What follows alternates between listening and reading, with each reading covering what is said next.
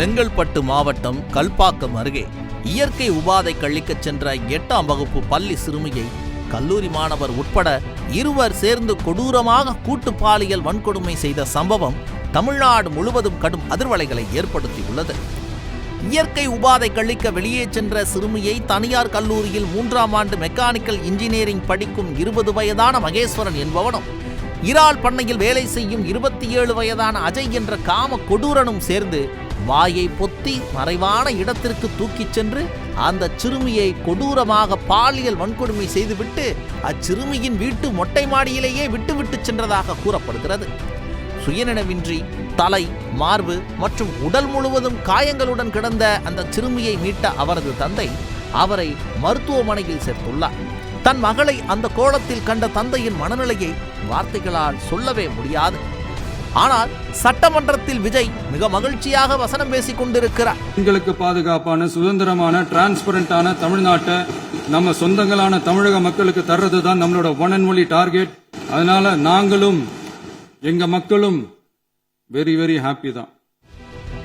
தாவேக ஆட்சிக்கு வந்த முதல் வாரத்திலேயே கோவை மாவட்டம் சூலூரில் 10 வயது சிறுமி பாலியல் வன்கொடுமை செய்யப்பட்டு கொல்லப்பட்டதாகட்டும், கும்மிடிப்பூண்டியில் 3 வயது குழந்தை கூட்டு பாலியல் வன்கொடுமை செய்து கொல்லப்பட்டதாகட்டும், சேலம் மாவட்டத்தில் தாவேக நிர்வாகி காமுகன் மணிகண்டன் பெண்களை சீரழித்ததாகட்டும், திருவண்ணாமலை, திருச்சி என திமுக ஆட்சியில் நடந்த பாலியல் குற்றங்கள் சற்றும் குறைவில்லாமல் விஜயின் தலைமையிலான தாவேக ஆட்சியிலும் நடந்து வருவது புள்ளி விவரங்கள் மூலம் தெரிய வருகிறது. 30 நாட்களில் 300க்கும் மேற்பட்ட பாலியல் குற்றங்கள் நிகழ்ந்துள்ளன. ஓட்டு போட்ட பெண்களுக்கும் பாதுகாப்பு இல்லை, ஓட்டு போட சொல்லி பெற்றோர்களிடம் அடம்பிடித்த குழந்தைகளுக்கும் பாதுகாப்பில்லை. ஆனால் முதல்வர் விஜயோ யாரை பற்றியும் எதை பற்றியும் சிந்திக்கவில்லை. அவரின் கவனமெல்லாம் ஆட்சியை தக்க வைப்பதிலும் மற்ற கட்சியினரை சோஃபா கொடுத்து அழைப்பதிலும் தான் இருக்கிறது என்கிறார்கள் அரசியல் விமர்சகர்கள். பெண்கள், குழந்தைகள் பாதுகாப்பு குறித்து சட்டப்பேரவையில் ஆக்கப்பூர்வமாக பேச வேண்டிய முதல்வரோ சினிமா வசனம் போல பஞ்ச் பேசுவது, குட்டிக்கதை, வைரல் சைகை என சட்டமன்றத்தை சினிமா ஷூட்டிங் ஸ்பாட் போல மாற்றிவிட்டிருக்கிறார் என்ற விமர்சனங்கள் எழுந்து வருகின்றன. சிங்கப்பெண்கள் படையமைத்து விட்டோம் என கூறி பெண்களின் பாதுகாப்பை கடந்து செல்கிறார் விஜய். கொடுத்த வாக்குறுதிகளை நிறைவேற்ற வேண்டுமானால் கால அவகாசம் கேட்கலாம்.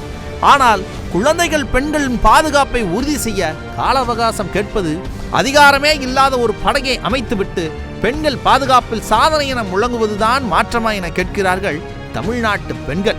தனக்கு வாக்களித்த பெண்கள் மற்றும் அதற்கு காரணமான குழந்தைகளின் பாதுகாப்பை உறுதி செய்ய 40 நாட்கள் போதாதா, 400 நாட்கள் தேவையா என கேள்வி எழுப்பும் பெண்கள், உங்கள் ட்ரையல் பீரியட் முடிவதற்குள் தமிழகத்தில் உள்ள சிறுமிகள் அனைவரும் காமுகர்களால் பாதிக்கப்படுவார்களே எனவும் அச்சம் தெரிவிக்கின்றனர்.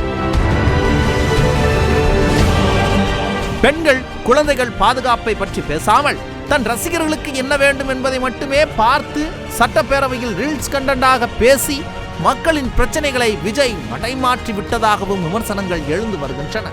தனக்கு வேண்டியவர்களுக்கு அரசு பதவி, தன் ரசிகர்களுக்கு பஞ்ச் டயலாக், பிறந்தநாள் கொண்டாட்டம் என பொழுதை கழிக்கும் விஜய் இனியேனும் தமிழ்நாட்டு பெண்கள் மற்றும் குழந்தைகளின் பாதுகாப்பை உறுதி செய்வாரா? அல்லது இது தனிமனித ஒழுக்கம், சமூக பிரச்சனை, என் மீது ஏன் பழி போடுகிறீர்கள் என தப்பிக்க பார்ப்பாரா என்பதே தமிழ்நாட்டு பெண்களின் கேள்வியாக உள்ளது. நியூஸ் ஜே செய்திகளுக்காக ரேணுவாசகன்.